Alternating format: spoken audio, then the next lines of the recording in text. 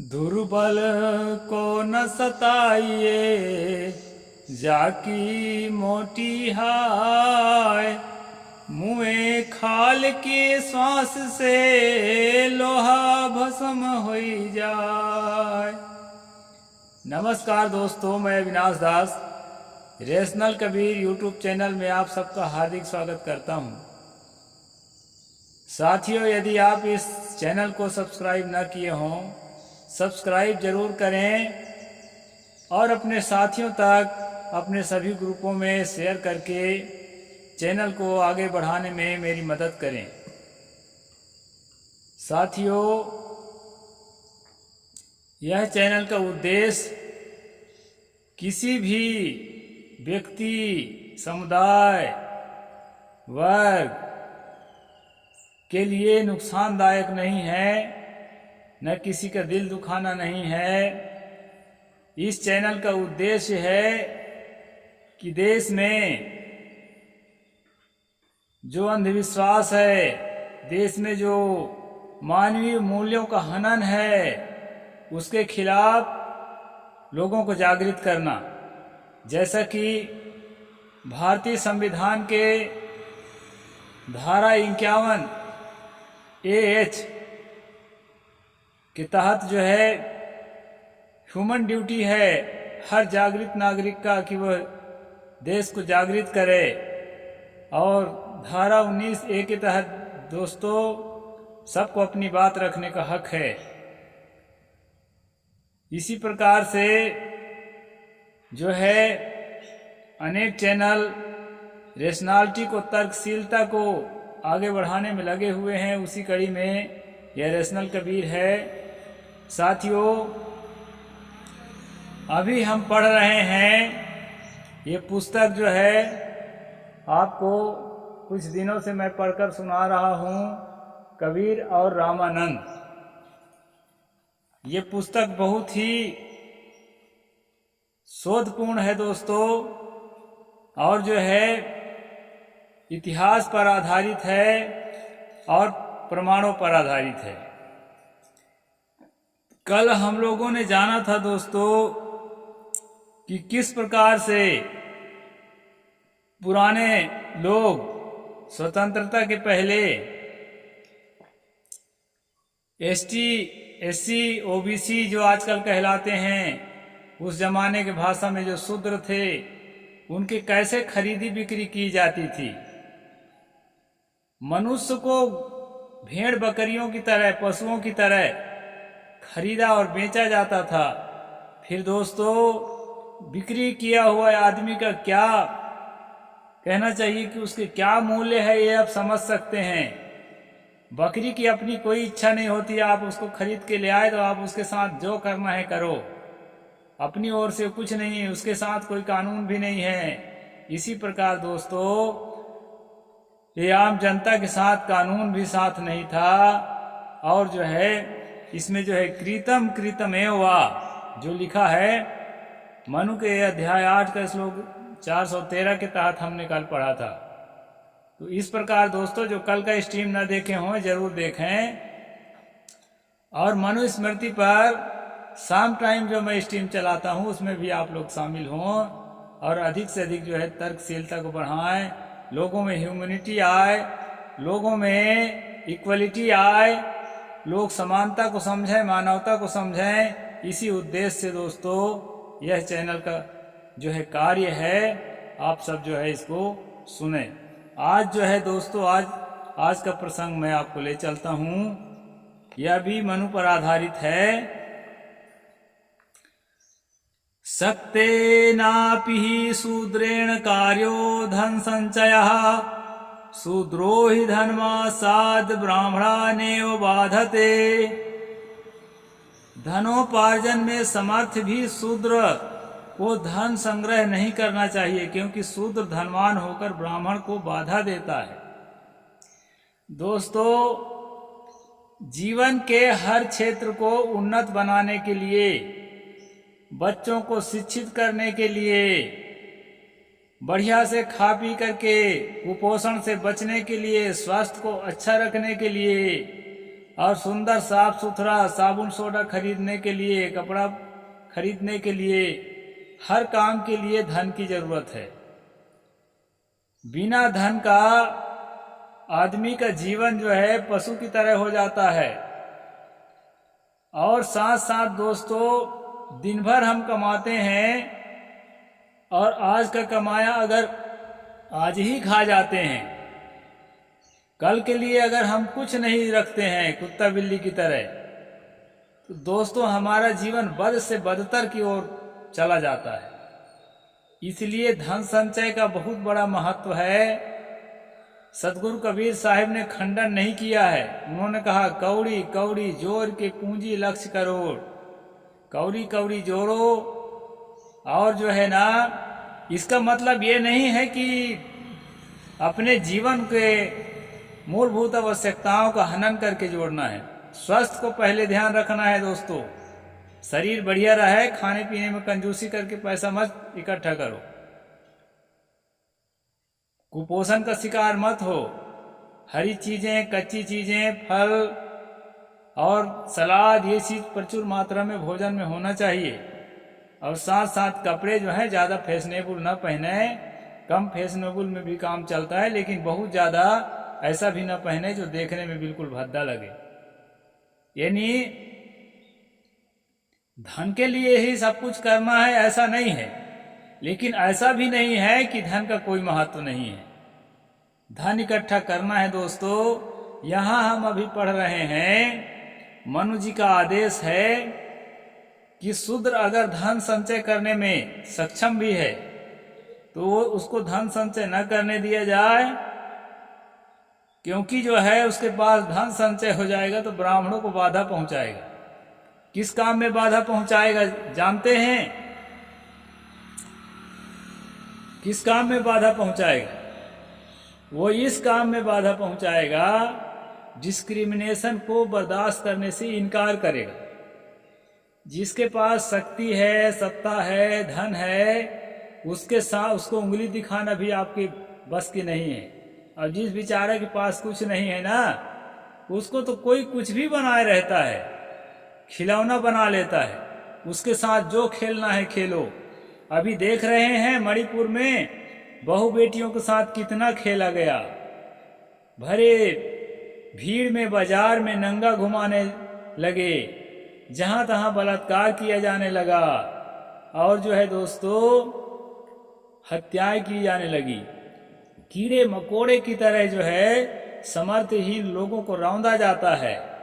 इसलिए मनुष्य को एकदम समर्थहीन होकर के जीना उसकी उपलब्धि नहीं है। उसको अपना समर्थ बढ़ाना चाहिए। यहाँ पर जो है हम सदियों से गरीब क्यों रहे दोस्तों? आज भी हम गरीबी क्यों झेल रहे हैं? इसका कारण है, इस कारण को आप लोग समझिए। इसका कारण है मनु जैसे लोग, तुलसी दुबे जैसे लोग, राम जैसे लोग, कृष्ण जैसे लोग, दुर्गा काली जैसे लोग ऐसे ऐसे नियम निकालते थे ये सब लीडर लोग, जिसके कारण जो है यही नियम है, सकते नापी ही शूद्रेण कार्यो धन संचय। अगर सशक्ति भी है, समर्थ भी है, तो भी शूद्र को चाहिए, ओबीसी को चाहिए कि वो धन इकट्ठा ना करे। क्योंकि वो धन इकट्ठा करेगा ना तो बराबरी में बैठने की कोशिश करेगा, या बराबरी में नहीं तो कम से कम जहां है, जितना उसके साथ हम अन्याय अत्याचार करते हैं वो कुछ नहीं बोलता, चुप रहता है, तो वो चुप रहना बंद करेगा और कुछ बोलना चालू करेगा। इसलिए जो है हमारे जो अन्याय अत्याचार है उसमें बाधा पहुंचाएगा। आज तो इसके लिए ज्यादा लोग ललायित हैं कि सत्ता में भागीदारी मांगने लगे हैं। जो लोग हमारे जूता पहुंचते थे वो लोग सत्ता में भागीदारी मांगने लगे हैं। 90 भाग हमारा है कहने लगे हैं। वो भी ऐसा नहीं है कि बराबरी में 50-50 में काम चल जाए।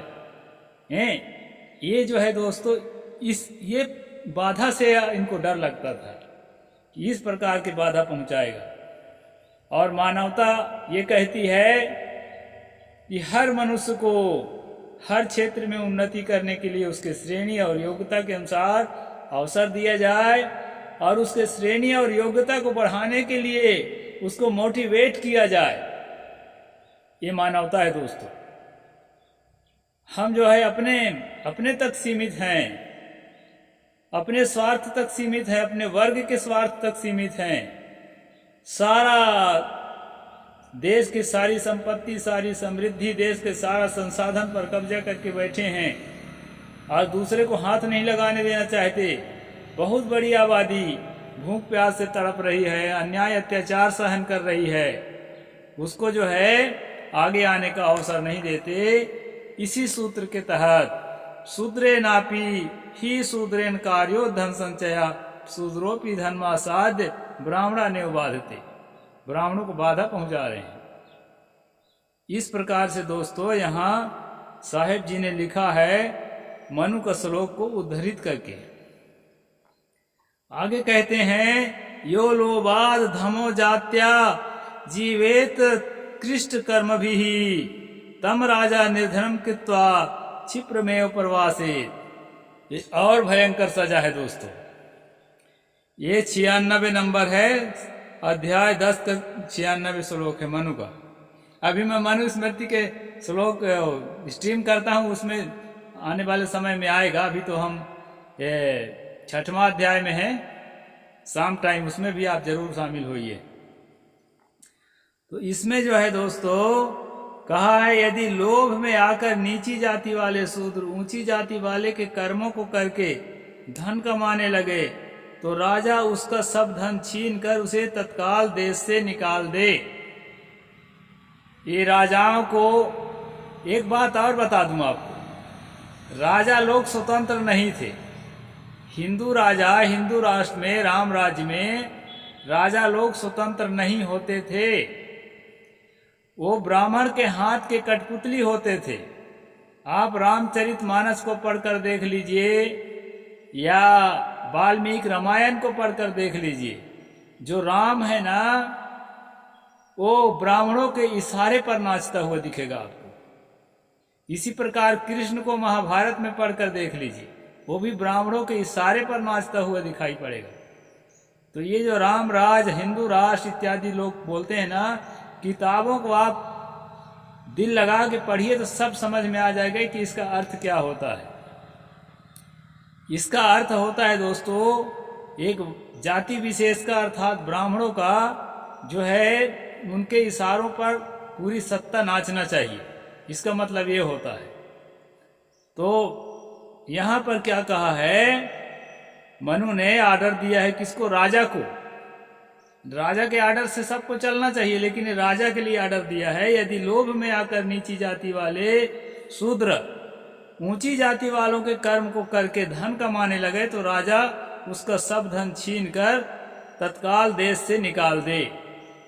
यदि कोई बड़ा जॉब करने लगा या कोई मान लो धंधा व्यापार करने लगा या कोई अच्छा काम जिससे उसको अधिक पैसा मिले ऐसा काम करने लगा, अगर पकड़ में आता है तो उसका सारा संपत्ति हड़प लो और उसको देश से बाहर निकाल दो।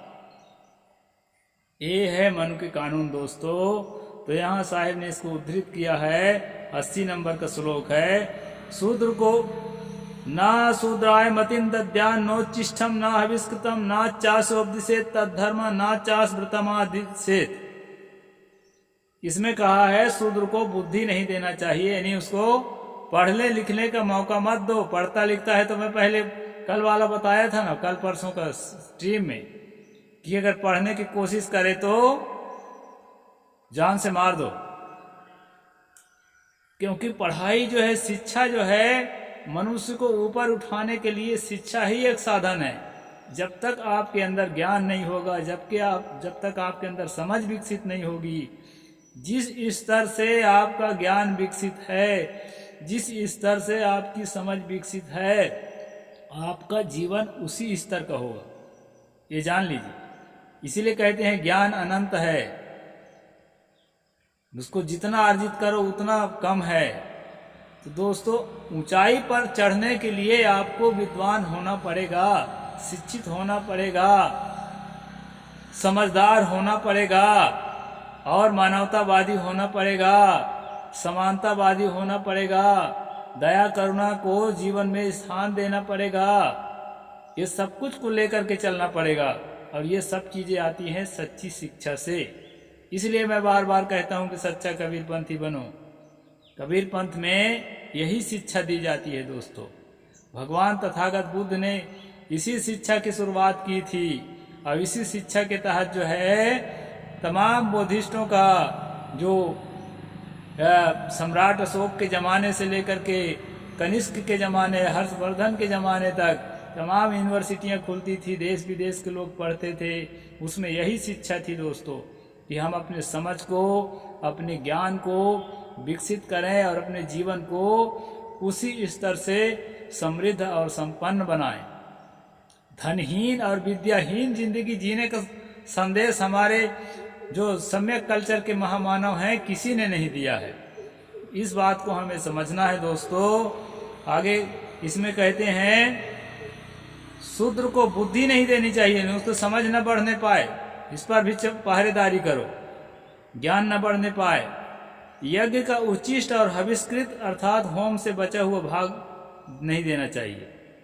ये जो है हविष्कृत पशुओं को काट कर जब स्वाहा किया जाता था, उसके बाद जो जिसको बचा के रखते थे जनता को खिलाने के लिए, उसमें भी जो हविष किया हुआ मतलब स्वाहा किया हुआ में से बचा के प्रसाद के रूप में रखते थे, उससे भी दूर रखने की बात कही गई है।